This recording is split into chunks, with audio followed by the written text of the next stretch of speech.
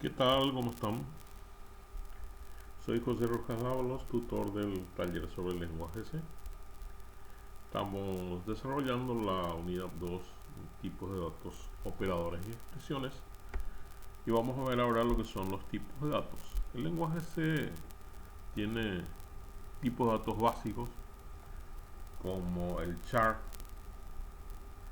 que es carácter del tamaño 1, el entero, el float o el punto flotante de simple precisión, y el doble o punto flotante de doble precisión.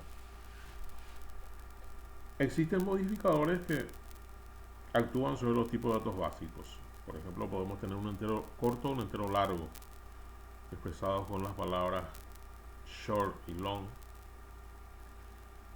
¿no? Y también el doble puede recibir long como modificador long. La presencia de signo o no en una expresión o en una variable se indica con las palabras, leo en español, signet y un signo. Si no se usa, asume que está con signo. En C hay una particularidad: la cadena no existe. Se puede simular una cadena definiendo un vector de chars, un vector de caracteres. Entonces vamos a ver ejemplos. Vamos a ver entonces los ejemplos. Tenemos por acá un programa que define los datos con signo. Hay una particularidad: el char realmente internamente es un entero, aunque puede representar caracteres, también puede representar números. Vamos a ver después cómo se explica esto. Tenemos un entero sin signo, un entero corto, un entero largo. Acá yo puedo dejar de poner el int, pongo directamente en long, asume de que es un entero largo. Punto flotante o real, el doble que es otro tipo de real, y el doble extendido. Tenemos un vector de caracteres o una cadena, como quieran verlo. También podemos tener, en este caso, título, es un vector donde cada posición tiene longitud 1. Esto a veces parece una matriz, pero realmente es un vector de 12 posiciones, aunque en matemática y en programación yo puedo mirar como quiera un arreglo, se llama genéricamente, ¿no? En este caso, reitero, asumo que es un vector de 12 posiciones y cada elemento del vector tiene 10 de largo. Tengo otro vector que es de punto flotante, ¿no? Y esta es una forma entonces de definir datos, o sea, son ejemplos que estamos viendo. Posteriormente el otro programa muestra cómo se le asigna valor a un carácter. En este caso le asigno la letra A mayúscula. Una cosa importante: la cadena se delimita con comillas. El char o carácter se delimita con apóstrofos. Hay que tener presente eso. Acá se está poniendo una máscara para carácter y acá una máscara para entero. Y fíjense que uso la misma variable, letra y letra. ¿Cuál es el efecto de esto? Veamos.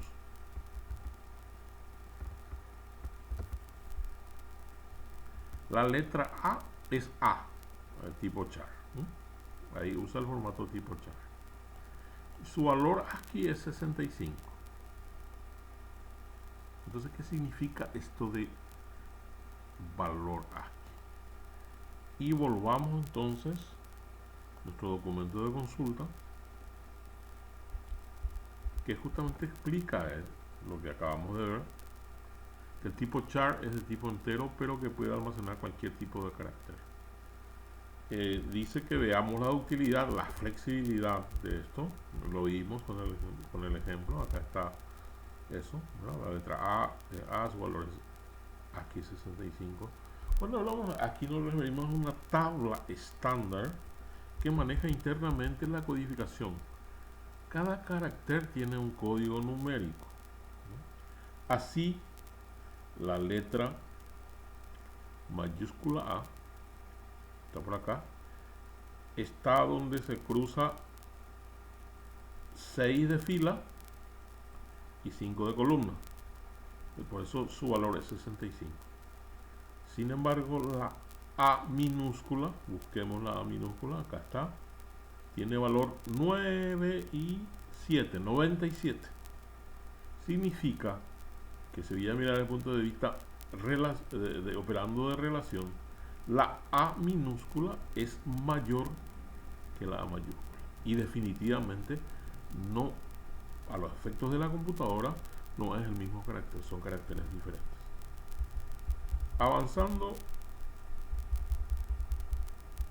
vemos que podemos también saber los tamaños en byte de los tipos de datos básicos. Hay un operador no es una función, se llama sigOff, se considera operador porque tenga formato de función. Son las cosas raras que uno de repente no entiende. Tiene forma de función, pues le dicen operador. Pues, en fin, son cosas de los creadores del lenguaje C. Entonces acá directamente tengo un programita que me calcula los tamaños de los tipos básicos. Recuerden que esto depende del procesador que estamos usando. Estoy usando un AMD 64 en una Node HP, ¿no? Voy a ejecutar esto y tengo que el tamaño de datos básicos char tiene 1 byte, int ocupa 4, float ocupa 4 y doble ocupa 8 bytes. Entonces eso se demuestra con este programa que acabamos de ver. Pero también tenemos los límites de los datos. Hay dos archivos de cabecera biblioteca que contienen los límites. Uno se llama limits.h y el otro es float.h. Y me despliega los valores máximos que pueden llegar a tomar los tipos de datos, incluso con los modificadores. Un poco largo esto, pero veamos, ¿verdad? Veamos cómo es el tema. Compilando esto, ejecutamos y acá tenemos los valores máximo y mínimo. Entonces acá tenemos carácter con signo. El mínimo es menos 128 con signo, menos 128 y 127 es el máximo. Carácter sin signo es 0 el mínimo, el máximo de 255. El entero corto es con signo, ¿verdad? Tiene menos 32.768 hacia abajo, mínimo, y máximo 32.767. Y así sucesivamente. Fíjense lo que es inexpresable, es el punto flotante de doble precisión. Fíjense todo el tamaño que toma. Volviendo a nuestro documento de consulta, entonces vemos acá, explica lo que acabamos de ver. Los valores mínimos y máximos posibles dependen del procesador. Recuerden eso, dependen del procesador. En este caso es de mi procesador, la máquina que estoy usando. Por eso se le hace crítica al lenguaje C, en el sentido de que no permite la portabilidad de las aplicaciones por la restricción de depender los tipos de datos de los límites de cada tipo de procesador. Entonces a la hora de migrar de un sistema diferente a otro puede crear algún problema. Sé que son remotas las posibilidades, pero siempre existe Entonces acá estoy diciendo que estoy en una node HP con procesador AMD 64 bits. Los valores que vieron son para ese procesador. Es lo que vimos. Y acá habla de que el lenguaje C es un lenguaje artesanal. Esa es una de las ventajas del lenguaje C. Por un lado, si lo ven como ventaja, otros lo ven como limitación. Pero podemos hacer muchas cosas. Por ejemplo, definir nuestro propio tipo de datos. Una manera de renombrar los tipos de datos. Ejemplo, yo puedo nombrar el short int como entero-corto. Puedo nombrar el float como real-simple. ¿A qué me ayuda? A que sea más entendible desde el punto de vista del castellano. Puedo definir char como car. Entonces, primero defino los tipos de datos y después defino ya los datos, las variables, con esos nuevos tipos de datos. Por ejemplo, en vez de int o short int, acá pongo entero corto y esta es la definición. Afecta a esta variable, real simple y car, ¿no? Pero realmente funciona esto. Y veamos. Acá está, ¿no? Y se hace una prueba de cargar datos a las variables definidas con los nuevos tipos, ¿no? Entonces voy a ejecutar y acá tengo de que funciona corto 24, real 8.2 y letra es G. Estoy usando ya estas variables con los nuevos tipos de datos definidos. Muy bien. Entonces vimos cómo podemos crear nuestro propio tipo de datos. Siguiendo en esta temática de los nombres creados por el programador, también podemos crear lo que nosotros conocemos normalmente como registro. Acá se le llama estructura, ¿verdad? Entonces vamos a suponer que quiero estructurar los datos de un libro. Esto no está lejos de la realidad, pero sería una muestra, ¿verdad? Quiero tener agrupado en un registro el código del libro, el título del libro y el autor del libro. Acá defino el libro con el nuevo tipo. Dos partes, vamos a aclarar. Defino la estructura como un nuevo tipo de dato. El libro es un nuevo tipo de dato que se compone de este grupo de datos simples. Esa estructura, o sea, sería el prototipo, asigno a otro nombre, libro. El libro realmente es el nombre de mi registro. Libro es el que voy a usar en el programa, ¿no? Entonces defino, acá estoy usando lo mismo que el anterior cuando usé typedef acá arriba y abajo empecé a usar entero corto. Es lo mismo acá, solamente que uso la palabra clave struct, que me está definiendo el registro acá, ¿verdad? Veamos eso en la práctica, cómo funciona.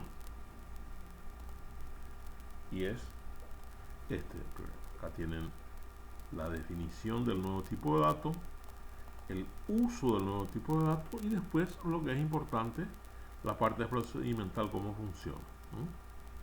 Leo y hago referencia a cada ítem anteponiendo el nombre del registro, punto el nombre del campo conceptualmente que forma parte del registro. Entonces el libro.código se refiere al código del libro, libro.título, libro autor, ¿verdad? Y cuando imprimo, por supuesto, también uso con el prefijo del nombre del registro. Veamos cómo funciona esto. Compilo, ejecuto, me pide el código 1, El libro se llama Perrito y el autor es Talley. Y ahí tengo impreso. Usé la estructura de registro y dentro del procedimiento hice referencia a cada campo en particular. ¿Qué más hay sobre esto? Y lo que explicamos, que en la parte procedimental se hace referencia al nombre de la estructura del ítem. Vimos la ejecución, ya vimos el código fuente. Y por último hay una palabra clave que se llama unión, que permite redefinir espacios para almacenar dos datos en el mismo espacio.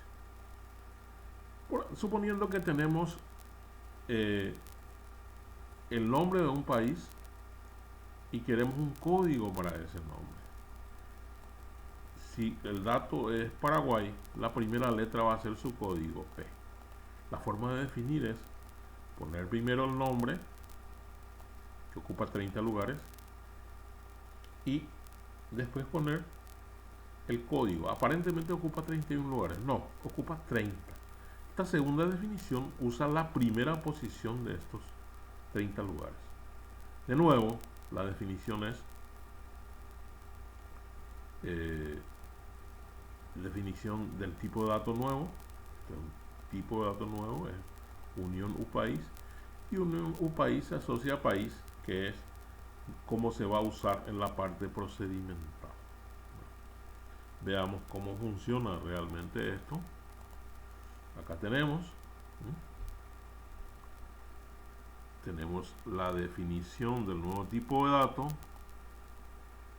y por acá el uso de ese nuevo tipo de dato. Cómo funciona en la parte procedimental, y se ingresa el nombre del país, es lo mismo que en la estructura. Se antepone el nombre de la unión, punto, el nombre del ítem de la unión. Lo mismo con código. Acá se ingresa el nombre y ya se imprime el nombre y el código. Probemos.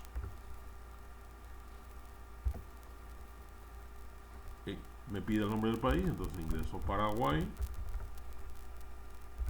me imprime país Paraguay, código P. Veamos qué más hay por acá.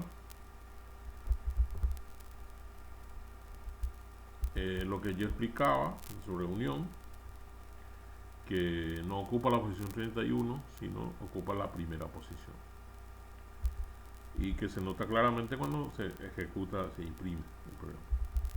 El código fuente, lo que decíamos, se antepone el nombre de la unión, como se ve en el scanf y el printf. En esta parte de la unidad es todo. Muchas gracias, nos veremos próximamente.